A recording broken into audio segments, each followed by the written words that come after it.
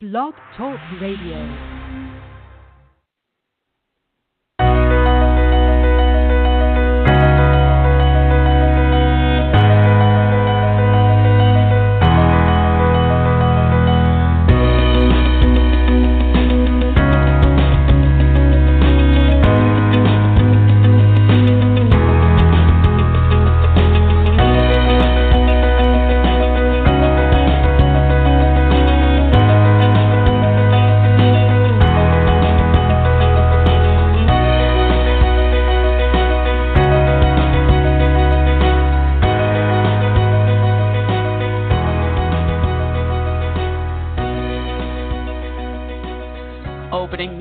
Provided by bensound.com. Welcome, everyone, to today's Earth Energy Forecast Show on this Tuesday, March 5th, 2019. Yes, 2019. The last show I did say 2018. I apologize. Thank you for joining us today. I'm excited about today's show because it's all about the current astrology and how we can use astrology as a tool in these changing times. I'm a student of astrology, and it's one of my loves. Today we have Jude Valentine joining us to decipher the active astrology of this week. Jude is a professional artist and practicing astrologer with more than 25 years' experience in the study and application of mythology, numerology, tarot, and astrology. Her early metaphysical influences came from her dad, who introduced her to numerology by creating name charts for each of his children. These charts identified life path guidance as well as the strengths and challenges of their personalities, which proved to be helpful, remarkably accurate, and reliable when consulted over time. This, among other things, like the burning of the family Ouija board, prompted by her paternal Italian Nana, and I understand that, Jude, because we used to play Ouija board when I was young too, who said, "Joseph, throw that thing into the fire," after a particularly spooky session during one Thanksgiving weekend. Kindled a lifelong interest in all things metaphysical. And then there was the Zolar's new astrological tarot fortune-telling cards from 1965. June maintains Urania's Mirror as her astrological consulting studio at uraniusmirror.com, and her artwork is available at judevalentine.com. Welcome to the show, Jude. Joan, thanks so much. It's a real pleasure to be here talking with you, and I'm so excited about your show, and the subject matter is just so pertinent. So thank you for asking me to be a guest. Oh, I'm so excited to have you on here, Jude. We've talked several times before, personally, about my stuff, so now we get to talk about what's happening in the world. And I love the title that you came up with for today's show, En-Lightening Beauty, Uranus into Taurus. I understand why you chose it, but can you explain to the audience why you chose that as a title? Oh, yes. Well, Taurus is all about what we value, and oftentimes what we value is what tends to inspire us or help us or also instill beauty within us, or the appreciation of beauty.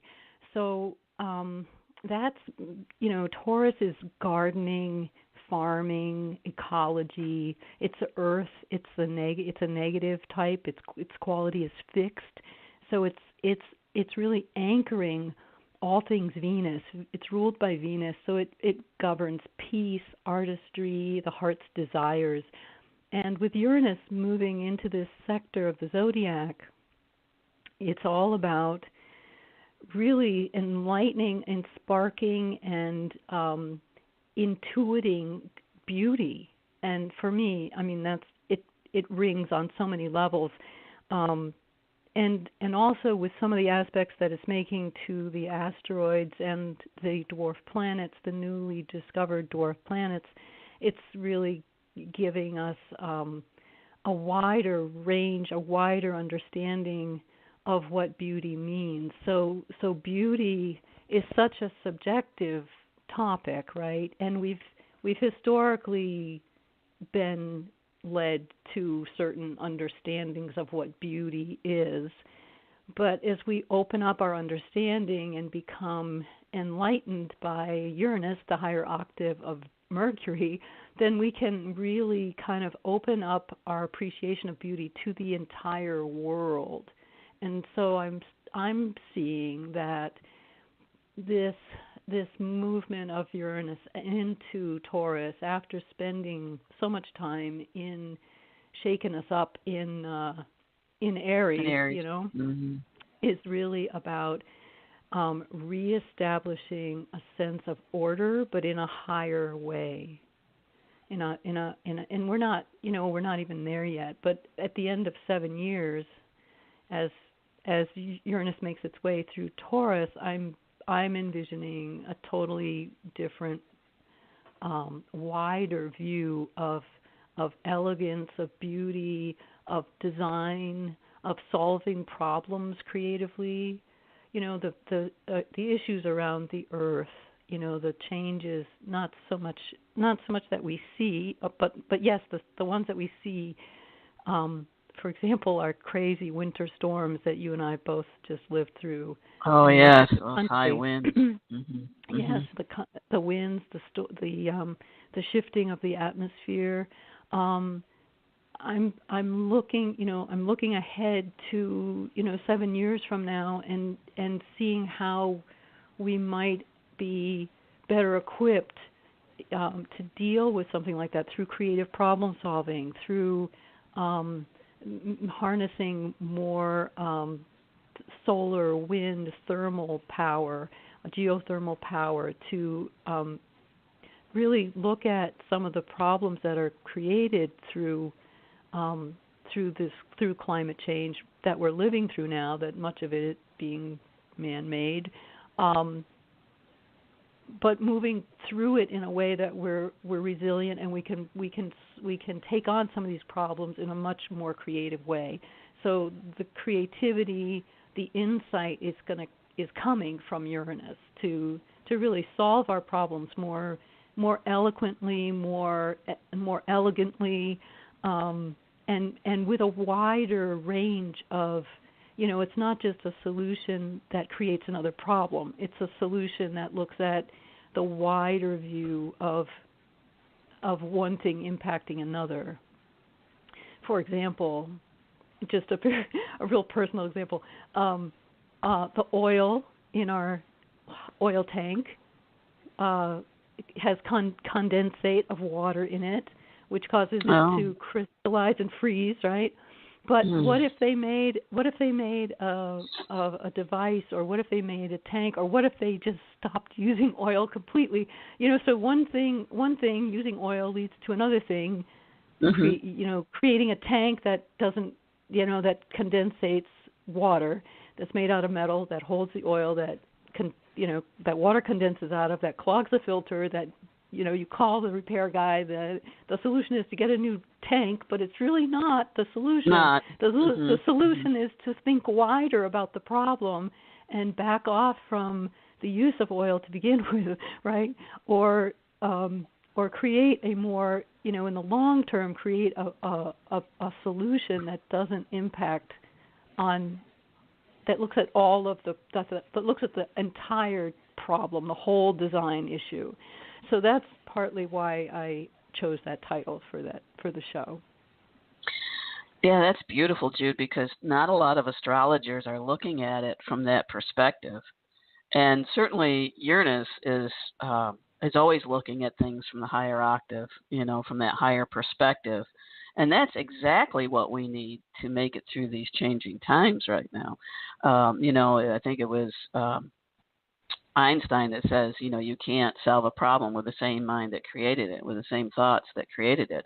You have to look at something else, like you said, and consider, again, these 7 years. It's interesting that you said, there's going to be about 7 years of Uranus into Taurus.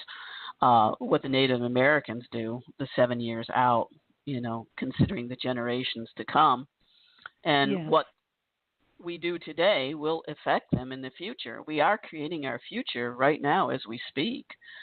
So we, especially me as an Aquarian, I know that, that's always in the forefront because I'm future oriented, and that's what Aquarius and Uranus rules Aquarius. It's future oriented, and so we have this beauty then of this foresight, and if we apply it, we can mitigate a lot of the issues that we're facing right now, or the ones that we may face in the near future that we know are probably coming up. And actually, in next week's show, I'll have someone on that's going to talk about how we can even perhaps affect the upcoming pole shift, so that we don't go through all of the normal changes that come with that. So we have this backup energy. That's wonderful of Uranus and Taurus to say, yeah, we can do this. Right, and Uranus is the insight, the intuition. I think it's really also about grounding your intuition and really not ignoring it. So really taking the intuitive, like that. And people feel it in different centers of their body, like through their gut mostly. Most people say, well, I had a gut feeling, and sometimes we don't follow through on those gut feelings. That's Uranus, like the insight, being grounded in our bodies specifically. So I would say, there's going to be more insight coming through, more opportunities to ground the insight within our physical beings, really within the body, and right. Realizing the body as an electromagnetic field, that it is an energy field. The body is consciousness, is energy. It's energy before it's physiological.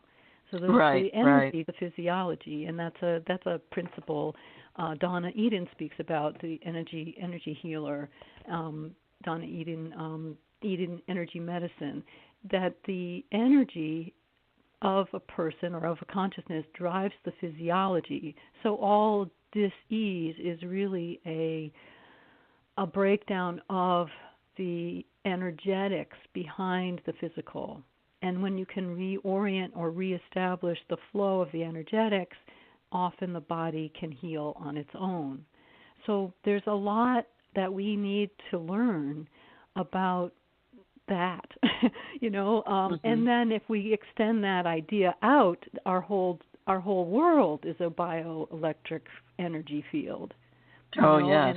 And Lynn McTaggart talks about that with her intention experiments, where she's sitting people down, The Power of Eight, and she's sitting people down. That's her latest book, and she's sitting down.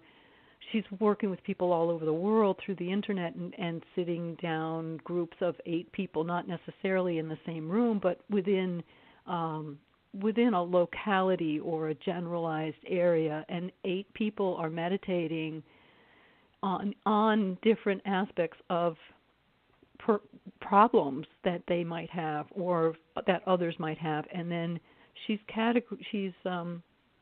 done this with the World Intention Experiment, where she focused a group of meditators on Jerusalem over a period of time, and I don't know the specifics, but what it did was it lowered when they took a reading on the frequency or on the vibration of the, well, they didn't even have to do that. They had people meditate over a period of time during a war in the Middle East. And what they saw was during this period of time that people were meditating, the level of conflict, armed conflict, came way down. And then when people stopped meditating, the level of conflict went up again. Went way up. Yeah. So there's a correlation, and she's done this more than once. And she's a skeptic. She came into this as an investigative journalist. So right. Yeah. So there's a lot that we need to learn about this kind of insight in relating to our bodies and relating to the earth. And it's such a, if you look at how nature operates, and that's Taurus, there's so much that is works symbiotically, right? So one one species is helping another species. There's a beauty in that kind of design, and that's what I feel is really up for us right now, like really looking at that, understanding it. There's also a whole movement of biomimicry, which is really like understanding that kind of design. How does the camouflage, for example, on an animal help to conceal it in its environment? How did that evolve? How did that how does what it eats in its environment help other species to thrive? So there's this whole interconnected, interwoven, elaborate, elegant system, which I think we are just beginning to really understand. That's true. Yeah, very much so. And I always say that the heart's electromagnetic field, the largest one of the body, is connected to Mother Earth. Everything is connected, and now scientists are coming to the realization. This is what I felt for a long time, that it is just electromagnetism that runs everything, and maybe that is the way that gravity can be explained, even instead of warping time-space continuums. But so with Uranus in Taurus, that's happening hours of this show. Yes. The show today is March 5th, and that's happening on March 6th. It's just amazing. I'm so glad we got you on today. It's really timely. A new moon is also up, which is pretty amazing within the same time frame. So I can speak a little bit about that. It's kind of a rolling event. So when I look at an event like a new moon, I also look at what is going on around it, like on either side of it as an event, not standing in isolation, but as a continuum. And so there's so much that there's so much going on right around this March 5th, 6th time point that you can't help but feel and think that there is this kind of shifting point. Like there's never one specific point. Well, there is. You can say, okay, like an earthquake is one specific point where something definitely shifts. But in other cases, there's this kind of curve, right? So you're building up to an event, and then it's peaking, and then you're shifting into another level, and that's it's almost like a fish ladder, right? You're coming up a level, you're working up a level, kind of, and you're shifting. This event is kind of rolling, and you get inklings of it, you get another inkling of it, and then you get something like this March 5th, 6th time frame, which has so much going on. And so we can start like the day before when Mercury goes retrograde. So that's kind of interesting. Mercury is in Pisces at that point, I believe, and it's it's at the last degree of Pisces, and it's starting backwards. So if you think about, and this is kind of a long-winded explanation, so bear with me because I'm going to bring in a couple of the planets. Chiron just moved into on February 18th. Chiron is so, I hate to say like the wounded healer, and that's kind of his catchphrase, but he's so much more than that. He's a centaur, so he's half human on his upper part and half horse on his lower part. So this again is really kind of suggesting the mind, body, the animal, the intellect and the animal natures in in one being. And Chiron is the maverick centaur, so he was not like the other centaurs. He was really kind of an outcast in his own tribe of centaurs, which were kind of like the Hell's Angels of the zodiac, right? The centaurs were kind of bawdy and liked to drink and, you know, have a good time. But Chiron was much more refined, I would venture to say. I mean, he was he brought medicine. He was he was responsible for healing, for teaching healing, and also for establishing the Asclepian temples, the dream temples, where and this was in ancient Greece, where people who were ill went to dream, to sleep on their, and to dream. Basically, they went to sleep and to dream and to be kind of nourished in the springs. There were springs at many of these temples, and they were to dream on their health or on their healing, and often got insight into what made them sick to begin with. So Chiron just came through Pisces, so kind of bringing up, you know, like having us dream big time on our ills. You know, how did we get here?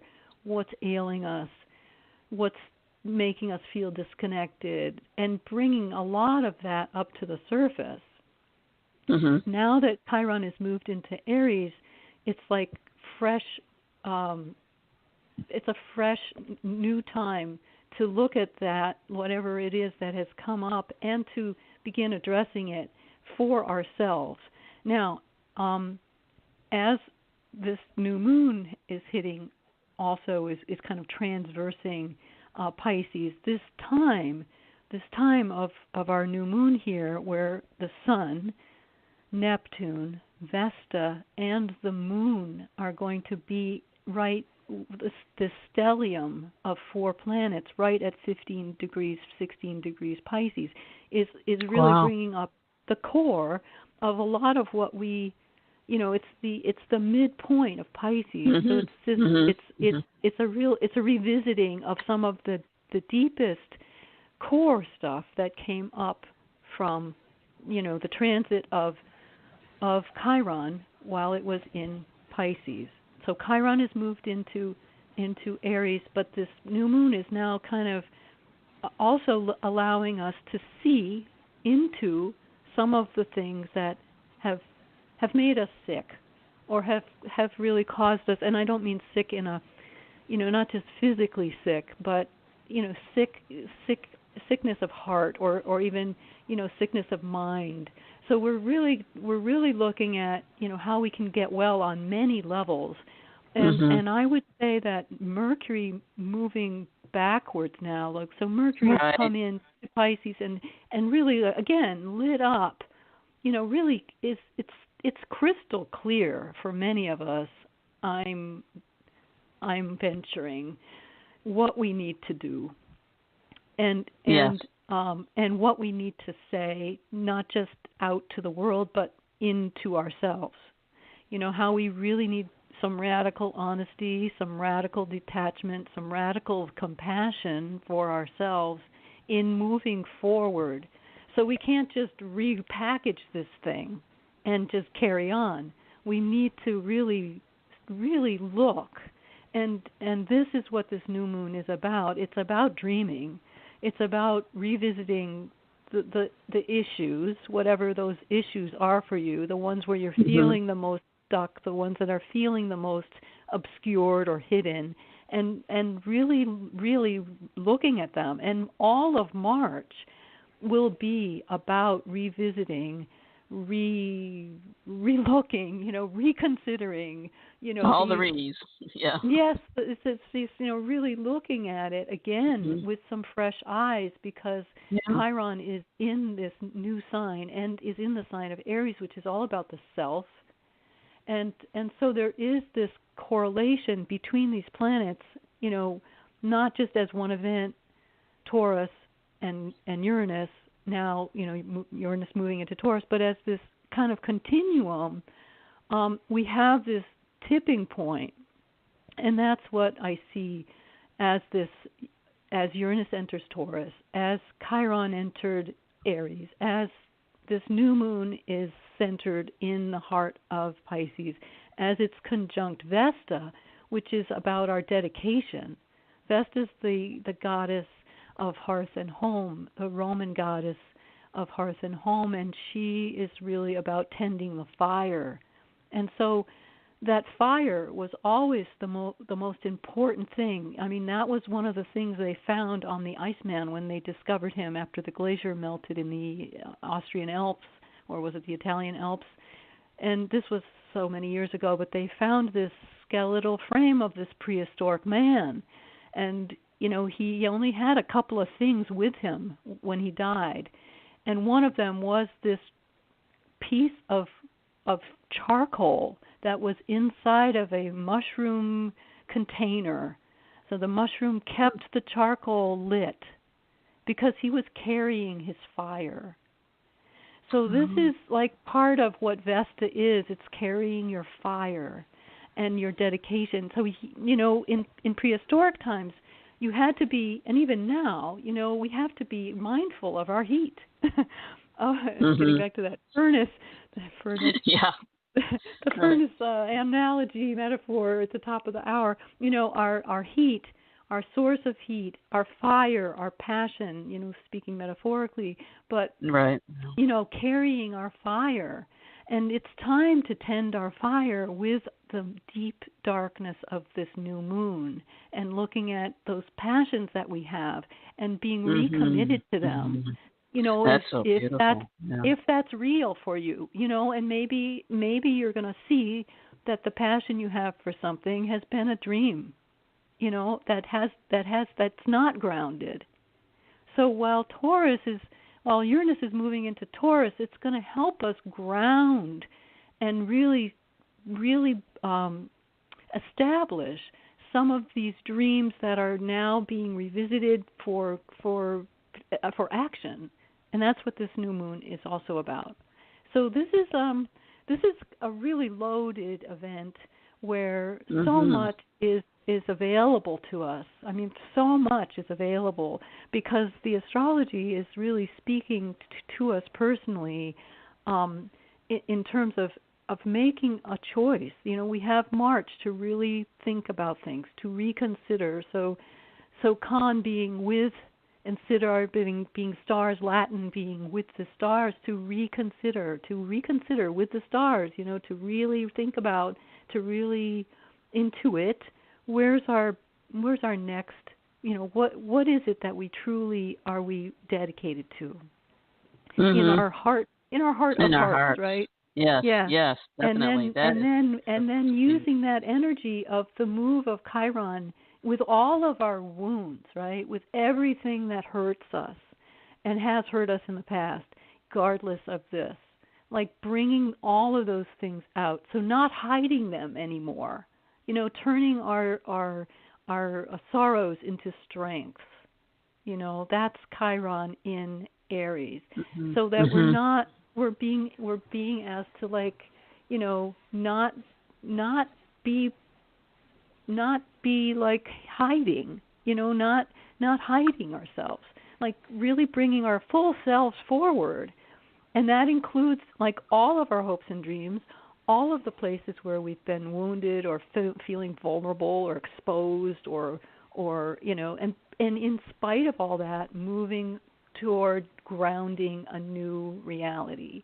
So this is a really big, all of these planets and these events are shifting us, and I think March is just a tipping point for so many things that have been working backstage in Pisces for a while, and moving them forward. Yeah, you know, when I was just feeling into the energy of this week and what's coming, it felt like we're going through this doorway now, and nothing will be the same after. uh, Yes. our lives are going to change, and they have to change. And it's so beautiful that, I mean, you can't make this stuff up. I mean, just look how everything is coming together so beautifully, Jude.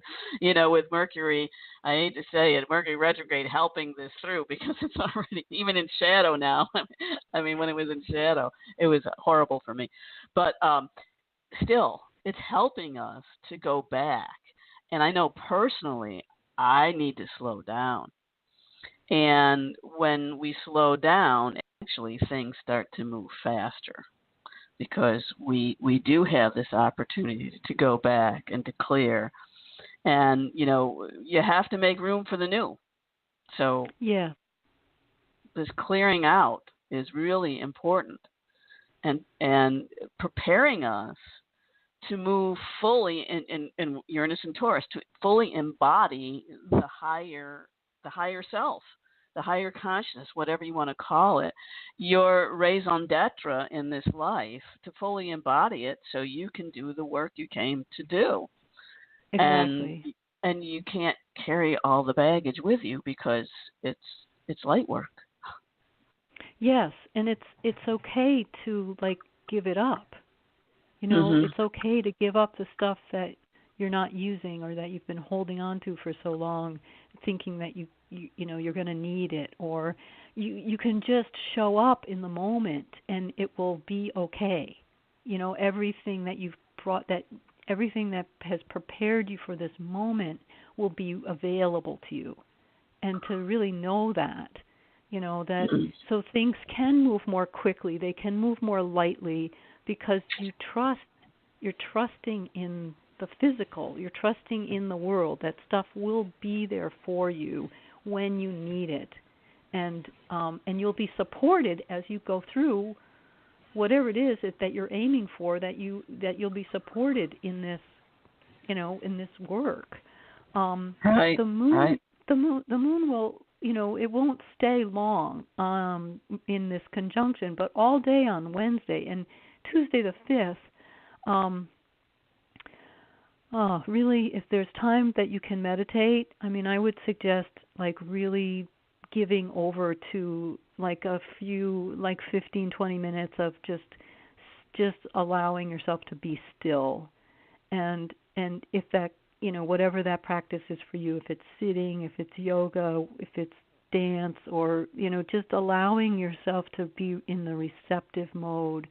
And it might be really great to allow yourself a full night's sleep, so that you really have that time in that dream world. You really can let your mind just drop in to that Pisces time. Right. And Yeah, there's so much Mercury in energy there. Pisces. Yes, there's a Mhm. real wealth of energy there. There's a real there's an ocean of energy there. And that if we can just allow ourselves to drop into it, we'll be able to connect the dots more when we awaken, or when we move forward. We'll have a clearer understanding.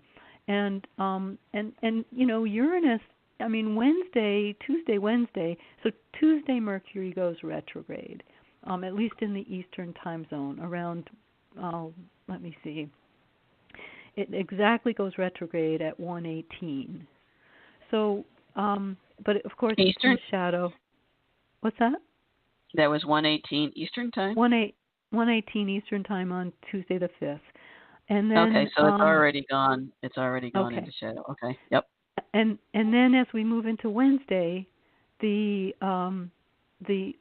energy, the planetary energy is pretty amazing, because it's like boom, boom, boom. So Uranus into Taurus happens at 3:26 in the morning, and then the moon sextiles Mars, which I haven't talked about, but this will also help us to ground, because Mars is already in Taurus, Right. and Yeah. Saturn is already in Capricorn. So we have these sextiles from the Grounding. moon sun to Mars in Taurus and Saturn in Capricorn. So there's courage available to us. Then there's the new moon, which is exact in the late morning at 11:03 a.m. on March 6th. Then the moon conjuncts Neptune So the moon conjuncted the sun at 11:03. Then at 11:47 it conjuncts Neptune. Then the moon sextiles Saturn in the afternoon at 3:57, close to 4 o'clock, and then the sun conjuncts Neptune. So the moon is our barometer of feeling, yes, and it moves through as it sweeps through this day. You're going to be, really having access to the fullness of it all, because it really is. It's all there. So Uranus enters Taurus, the moon sextiles Mars, the moon conjuncts the sun, then the moon conjuncts Neptune, then the moon sextiles Saturn, and then the sun conjuncts Neptune. Late in the day, later in the evening, at 7:59, at 8 p.m. So it's almost like this rolling out on the 6th, this rolling of energy from the moon making these aspects to our dream body in Pisces. It's making aspects to Neptune, then to Saturn, then to the sun, then to the sun. The sun conjuncts Neptune. So it's like at the end of the day, I feel like there's just this really going to be this a new awareness that we can really plug into. So our imagination, our creativity, and really recording your dreams over the next few evenings will be really helpful. And also being next to a body of water. So if on Wednesday, Thursday, Friday, you can be within or near a body of water, even if that's your tub, right? That is going to really help you to facilitate movement into that awareness of the water element, the dream time. So Thursday, I just wanted to mention that the moon then will it will go into Aries and make a conjunction to Chiron.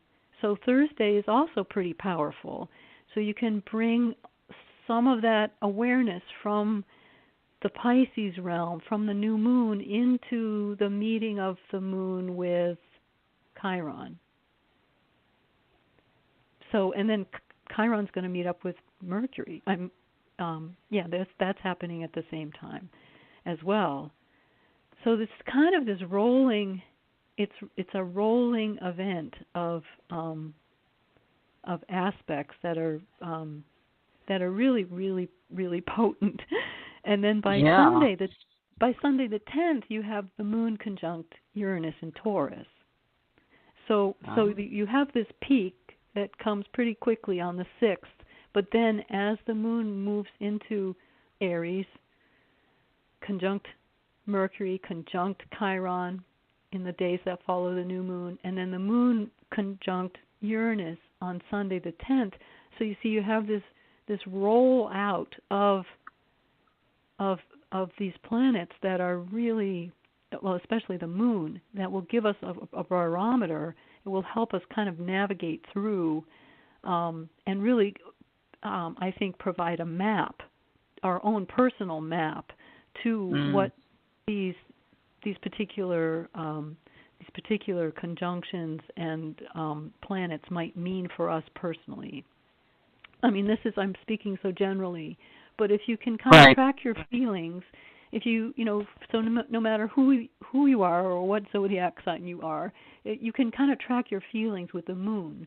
So track your feelings for the time of this, right around this 3-4 day time from the 6th through the 10th, and maybe journal a little bit about what kinds of insights you're getting, because those will be, because the moon is moving through Aries and Chiron is there, Mercury and Chiron are there, and then it's going to be moving quickly into and making a conjunction in Taurus with Uranus. So those are such potent, with those planets, all Chiron just moving into Aries at 0 degrees Aries, and then just at 0 degrees Taurus. The moon moving through those areas, that area of the zodiac right now, right after this crazy, these events of the last few weeks with Chiron moving into Taurus. It just will really help to become a better gauge, a barometer of where our next steps might be and how we might ground this energy, and also where our passion is pointing us. Because at the time of this new moon, I think the feeling of, oh my God, I've always wanted to do that. Why am I not doing that? And that feeling. I mean, Vesta has been with Neptune for several weeks, and so that might be coming up for you anyway. But with this new moon right there, conjunct Neptune, conjunct Vesta, you may be getting like, okay, this is just it. It's just time. I can't keep myself from doing this any longer. I've got to take action on my beliefs, on my feelings, on my passion. Yeah. And then just supporting it however, I mean, just making that statement to the universe that you will, I'm going to take action, and then doing a small step, dedication, a small dedication, whether it's setting up an altar, to your vision, or creating a vision board or a Pinterest board, or, to create the visuals of where you want to be, what you want to be doing, how you want to live, what job you might want to have, how you want to support your kids, how you want to be in a relationship, what work situation you would enjoy, and I'm trying to hit all that. Where you want to, what kind of home you want to have. What needs to happen in your home to make this dream come true. So all of these various areas of your whatever it is, and for different signs it's going to be different things. But then just kind of setting up a dedicated. Not so much a practice, but a mindfulness about that, and then moving towards it, even incrementally. Even if it's a small thing, and you say yes to it, that will get you that much further there. And then another small, thing, or maybe another big thing. Another thing will come that will then say, "Go for it." Really, you're on your way. You just need to step into it a little, even just a little bit, and keeping a positive. And I think Uranus is also about really keeping a positive mindset. And if that's listening to Eckhart Tolle or Abraham Hicks or whatever it is that keeps you in a positive internal dialogue. And I'm not advocating any one or the other, but just something that that niggly little voice that says, you could never get there. You could never do that. What makes you think you could do that? That kind of thing inside your head is the thing that's holding you down. So that's the thing that you also, as a awareness, that's the Pisces, the backstory, behind the stage, behind the closed door, the thing that, it could be anybody from anywhere, putting that thought in there, or putting that series of phrases, or that you've internalized from somewhere. You weren't born with that. Right. You weren't born with putting yourself down. Yeah, those tapes that play and play and play. Yes, the tapes. Exactly. So those are the things that we want to really, with Uranus and Taurus, clean up. Yes, exactly. Install some new tapes. Well, we've got some backup too with Jupiter and Sagittarius, feeling more positive too. Yes. So it's a beautiful time to do it. Yes. Yes, it is. I love how the universe supports us in what we need to do and when we need to do it. Yes, and I hope I haven't gotten too off track, Joan. No, you haven't. No, it's been really great. No, really helpful. I'm a little off our time. I'm a little off our. What was it? We had an outline, and I. Oh, that's okay. I'm looking at it. We still have time. What about the grand square? You talked about the grand square formed by Uranus with the nodes and cardinal and earth and water. Okay. And it's opposed to Humana and Pallas Athene and Libra. This is awesome. Let's yes, thank you for bringing that up, because I've been really looking at some of these asteroids, and especially they stay so long in one place, and of course the nodal shift that happened back in, when was it, late January I think it was, that the node shifted out of Leo Aquarius to Cancer Capricorn, and of course in Capricorn now we have that lineup which is coming. It's really the future. It's Saturn, Pluto, South Node in Capricorn is all about releasing and restructuring what hasn't served us. And the North Node in Cancer is nurturing, supporting what does serve us. And whether that's finding new people to hang out with, finding new ways to nurture yourself, maybe you're eating something that's really bad for you, and maybe you go on an elimination diet. You've got to really kind of hone in on the things that are keeping you back. So North Node in Cancer, it's about food. It's about looking at our food systems, food security. It's about looking at what we digest, how even thoughts, what we take in for nourishment. So all of the things that we take in, like not just the air, the water, the food, but the thoughts we take in from other people. So this ties in also to the negative self-talk, the things that we've acquired, the bad, the negative tapes that we've been telling, that we've instilled, that we need to kind of weed through, sort out, and send off to, get repurposed into an artwork, whatever. That's the North Node in Cancer. Finding our tribe, finding new people to hang out with that support our highest goals. Stop hanging around people that are like,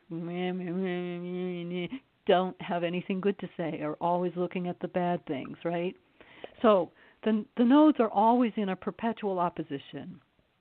And right now we have there's a grand square that's happening, and there's something that I think is noteworthy. And the grand square is making aspects to Uranus at 0 degrees of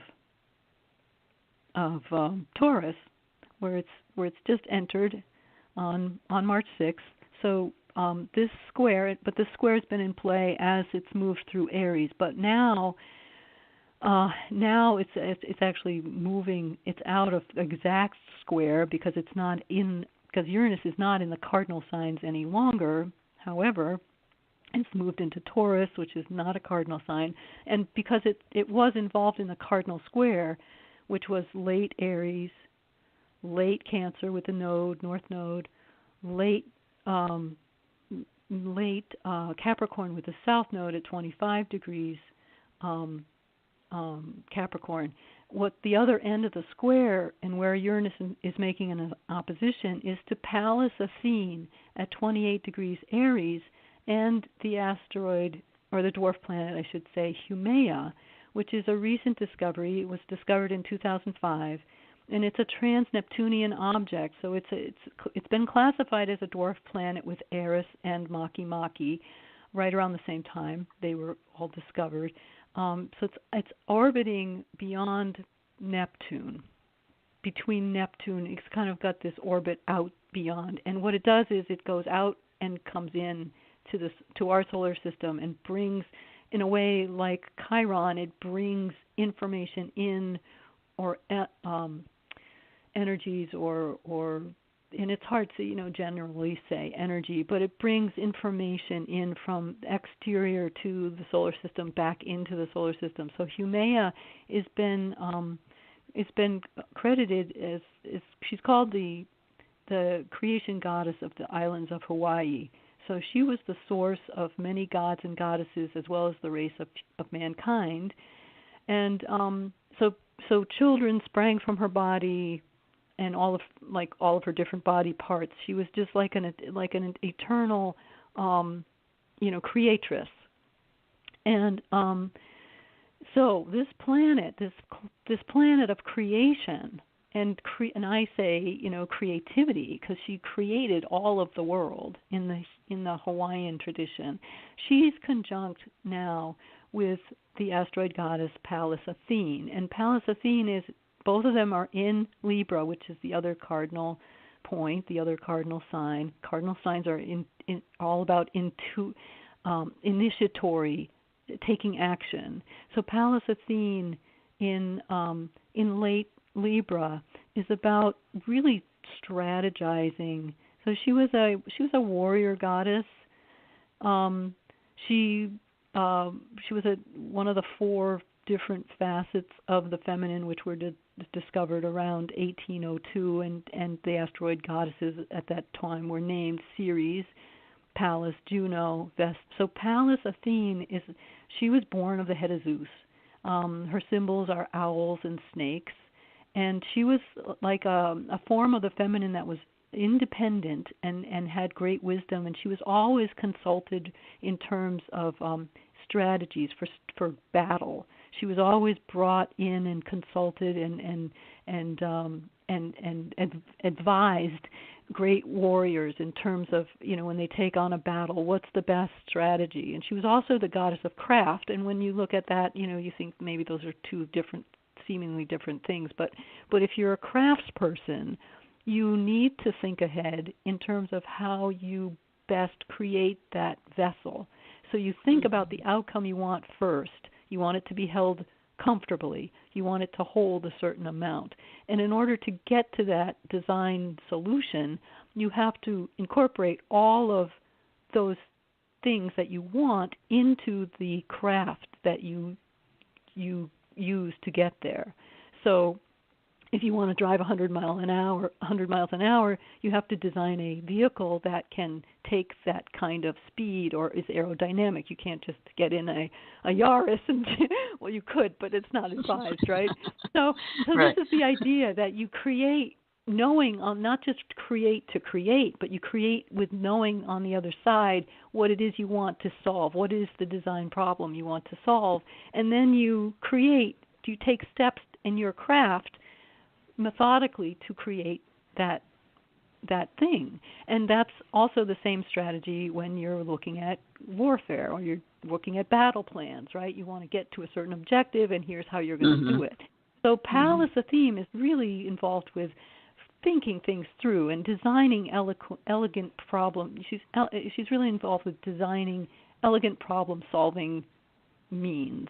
And so this is like the square that's involved with the ingress chart for Uranus entering Taurus at 3:29 a.m. on March 6th.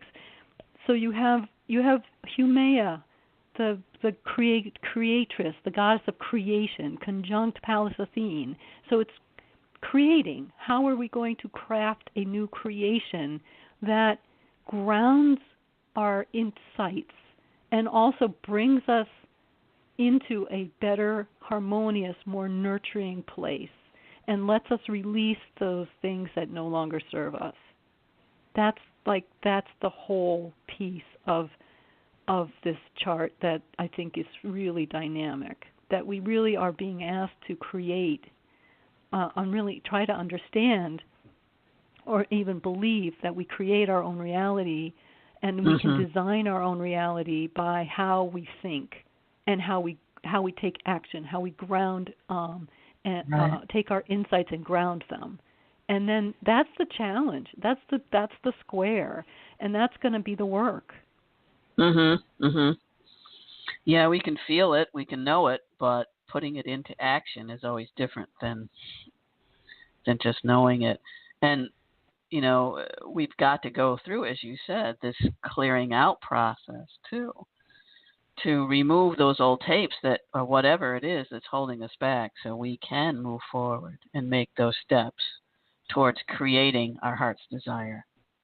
Yes, and it's a bigger, I think, with Jupiter in Sagittarius there, it's really offering a larger vision, and Jupiter does make a sextile to Humana and Pallas Athene in Libra. So there is support there for a wider vision. It's also about, it's designing, but it's also about, like, where do we put our values? And so, for example, I just came across this the other day, which I thought was just amazing. Lululemon is like this huge company, and they design yoga pants or whatever, yoga stuff. And then their product is made out of this polyester material that breaks down in the washing machine and puts these fibers into our streams and rivers and lakes and ocean that end up in our fish. Then we eat them, and now we have these fibers in ourselves. And God knows what they're doing to us, right? And they're now part of the life cycle of the product. And so what this time is calling us to do in terms of how we create is to look at the life cycle of the product that we make. And is that going to be a contribution to the seventh generation, or is that going to create more problems? So you see how, even in, I think also we're being really enlightened about what we consume. Like how is what we are consuming, how is what we're buying, where is that product going after it leaves our how does it enter the life cycle? What's the life cycle? And I think that's the beauty of also incorporating these outer planets like Humana into this reading, is that we really need to look at the creation of what we're making and like really the good of it, like the impact of it all. And maybe impact is a bad word, but the life cycle of it all. Is it made of plastic? Is it, is there something else we can make it out of? Is there a way we can, think more broadly about what we create so that we're not making more problems for ourselves? It's about living more consciously on Mother Earth. Yes. Yeah, and that's beautiful because that's, what this time is about. And part of what this show is about, helping people to live more consciously on the Earth. And to pay attention to what we do and how it impacts our future. Wow. You shared so much with us today, Jude. Oh, wonderful information. Thank you. And I want to be sure. Yes. And I want to be sure we have enough time at the end here. I know you have a special that you're offering, and I want you to tell people again how to contact you through your website. So go ahead. Oh, thanks, Joan. Yes, I have a Facebook page called Urania's Mirror, and Urania is the goddess of astrology, and so it's UraniasMirror.com is the website, and then Urania's Mirror if you just punch that in on Facebook. But yes, I'd be happy to look at what Uranus entering Taurus means for you individually. I've got a 1-hour reading special that you can check out, and that it's reasonably priced, and it comes with a 1-hour Skype session and charts, and also some any backup support you might need for like encouragement or follow through. So I'm happy to talk with folks and just be in touch with me. I have my email is info@uraniasmirror.com, and you probably need to type in, I should mention this, www.uraniasmirror.com, because I've mostly been working off of my Facebook page, but I just got this new website in, so it hasn't actually indexed yet into Google. So uraniasmirror.com is needs a www in front of it, and there's no apostrophe either in the Urania's Mirror for the website. So thank you. Oh, thank you, Jude. And I've had a session from Jude, and I can tell you it's worth every penny. She's wonderful. It's great. She just has so much. John.